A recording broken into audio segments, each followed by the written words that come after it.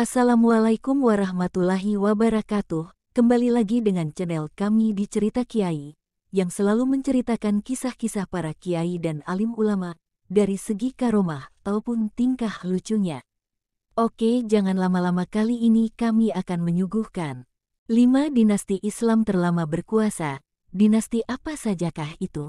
Akan kita bahas di sini. Langsung saja kita mulai. Bismillahirrohmanirrohim. 1. Dinasti Umayyah selama 288 tahun. Dinasti Umayyah merupakan kekhalifahan pertama setelah era Khulafaur Rasyidin.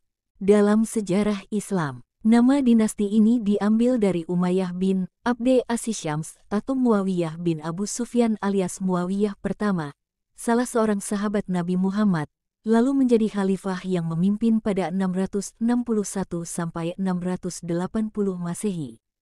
Adapun kejayaan dinasti Umayyah salah satunya berupa memperluas kekuasaan wilayahnya meliputi sebagian besar Timur Tengah, Asia Selatan, Asia Tengah, pesisir Afrika Selatan hingga Andalusia, yakni kawasan yang kini ditempati Portugal dan Spanyol. Luasnya wilayah kekuasaan kekhalifahan Umayyah tidak lepas dari serangkaian penaklukan yang secara bersambung dilakukan dan dikomandani oleh para pemimpinnya, dengan seabrek dinamika yang terjadi di kalangan Bani Umayyah sendiri. Rangkaian penaklukan ini merupakan embrio dari Perang Salib dalam misi melawan Eropa. Misi tersebut dilakukan baik dari jalur timur menuju Konstantinopel maupun lewat jalur barat yang akhirnya sampai di Spanyol. 2. Dinasti Abbasiyah selama 508 tahun. Kekhalifahan Abbasiyah atau Bani Abbasiyah adalah kekhalifahan ketiga Islam. Kekhalifahan ini didirikan oleh dinasti keturunan dari paman Nabi Muhammad, Abbas bin Abdul Muthalib dari 566 sampai 652 Masehi. Selama 5 abad pemerintahannya, dinasti Abbasiyah mampu menjadikan dunia Islam sebagai pusat pengetahuan dunia. 3. Dinasti Fatimiyah selama 262 tahun. Dinasti Fatimiyah menjadi satu-satunya dinasti Syiah dalam Islam. Dinasti yang berlokasi di Tunisia ini didirikan oleh Said ibn Husain. Kekhalifahan Fatimiyah diawali dari Ismailiyah, gerakan sekte golongan Syiah. Wilayah kekuasaannya meliputi Afrika Utara, Mesir, dan Suriah. Pada dasarnya, dinasti Fatimiyah didirikan sebagai tandingan Bani Abbasiyah, penguasa dunia Muslim yang berpusat di Baghdad. Berdirinya Fatimiyah juga disebabkan oleh konstelasi politik yang terjadi dalam dinasti Abbasiyah. Puncak keemasan dinasti Fatimiyah terjadi masa kepemimpinan Khalifah Al-Aziz. Kala itu, kebudayaan Islam berkembang dengan pesat.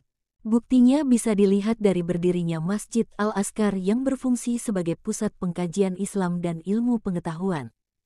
4. Dinasti Khawarizmiyah selama 143 tahun. Dinasti Khawarizmiyah adalah dinasti Islam Sunni yang berasal dari Mamluk Turkik dan menguasai Iran Raya, pertama sebagai negara boneka Seljuk dan nantinya sebagai negara merdeka pada abad ke-11. Kekaisaran ini tetap merdeka hingga invasi Mongol tahun 1220. Dinasti ini didirikan oleh Anustigin Garcai, mantan budak Sultan Seljuk, yang ditunjuk sebagai gubernur Khwarezmia.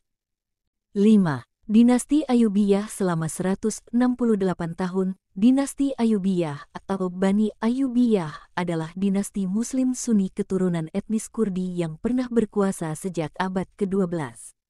Pada masa jayanya, dinasti yang pusat pemerintahannya berada di Mesir ini pernah menguasai hampir seluruh wilayah Timur Tengah. Pendiri dinasti Ayyubiyah adalah Salahuddin Al-Ayyubi, yang sebelumnya menjadi wazir, setara Perdana Menteri, di Mesir, di bawah dinasti Fatimiyah. Dinasti Ayyubiyah berkuasa selama kurang lebih 1 abad, hingga pertengahan abad ke-13. Dinasti Ayyubiyah telah mengalami perkembangan pesat sejak didirikan oleh Salahuddin Al-Ayyubi. Ambisi Salahuddin untuk menggeser aliran Syiah dengan Islam Sunni pun tercapai. Segera setelah berkuasa, ia juga melakukan ekspansi wilayah dengan menguasai Yaman 1174, Suriah 1180-an, bahkan merebut Yerusalem dari tentara Salib pada 1187. Tidak berhenti di situ, wilayahnya terus meluas hingga berhasil menguasai Afrika Utara, Nubia Utara, Arab Barat, Syam, Mesopotamia, Palestina, dan Transyordania. Selain itu, dinasti Ayyubiyah mencapai kemajuan dalam bidang ekonomi, pendidikan, ilmu pengetahuan, kesehatan, dan arsitektur. Nah, segitu saja pembelajaran kita kali ini.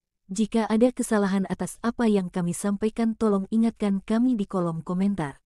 Semoga kalian yang menonton ini diberikan kesehatan dan rizki yang barokah. Akhirul kalam, wassalamualaikum warahmatullahi wabarakatuh. Wajah tersenyum.